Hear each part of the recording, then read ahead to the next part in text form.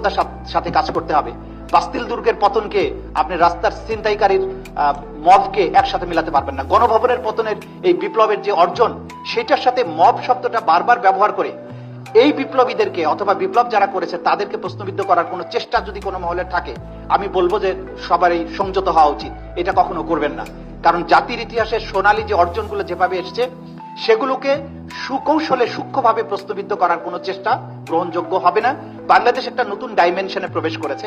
আমরা সেই জায়গা থেকে রাস্তায় যারা ভায়োলেন্স সৃষ্টি করবে কোনো কারণ ছাড়া, অপরাধমূলক কর্মকাণ্ড, সেটাকে অবশ্যই কঠোর হাতে দমন করতে হবে। কিন্তু পাশাপাশি বিপ্লবকে প্রশ্নবিদ্ধ করার কোনো আয়োজন, এটাও কিন্তু বরদাস্ত করা যাবে না। ফাইলিং নিয়ে যেটা বলবো, যে পেপার নির্ভর যে আমাদের মামলা দায়েরের পদ্ধতি, হাজার হাজার পেজের ডকুমেন্ট আমাদের দাখিল করতে হয়। যেটা বলেছেন শামীম হায়দার পাটোয়ারি কিছুটা, যে দুনিয়া অনেক সামনে এগিয়েছে, আমরা যদি এটা ডিজিটাল ফরম্যাটে দাখিল করি এবং ডিজিটাল ফরম্যাটে বিচারগুলো হয়, সেই ক্ষেত্রে এই যে বিপুল মামলার স্তূপ বা জায়গা দিতে পারছি না ডকুমেন্টস, সেই জিনিসটা কিন্তু ম্যানেজ করা সম্ভব। সুপ্রিম জুডিশিয়াল কাউন্সিলকে অ্যাক্টিভ করা, যে সমস্ত বিচারক তাদের অসদাচরণের ব্যাপারটা খুবই প্রকাশ্য হয়ে যায়, তাদেরকে সুপ্রিম জুডিশিয়াল কাউন্সিলের মাধ্যমে তাদের ব্যাপারটাকে ডিল করার ব্যবস্থাটাকে অনেক কার্যকর করা উচিত।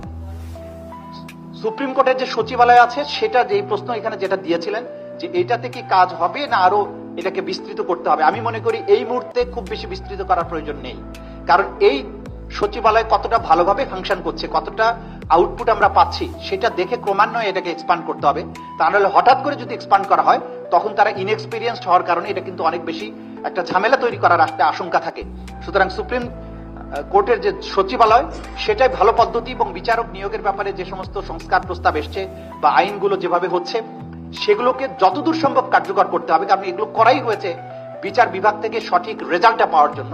আমরা চাইবো যে বিচার বিভাগ যেমন এফিশিয়েন্ট হবেন মামলা নিষ্পত্তির ব্যাপারে, আবার তারা স্বাধীনও থাকবেন, রাজনৈতিক এবং রাষ্ট্রীয় যে সমস্ত নিয়ন্ত্রণের জায়গা থাকবে সেখান থেকে ফ্রি থাকবেন।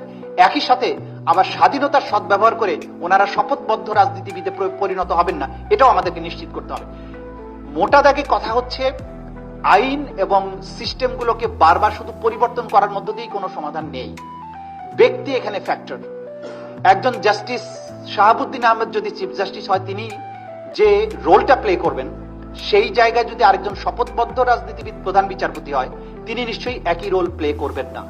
সুতরাং বিচার বিভাগের ক্ষেত্রেও এই ব্যক্তিগুলো, ব্যক্তির মানসিকতা, তার চিন্তাধারা, সেগুলো কিন্তু ডিফারেন্সটা মেক করে।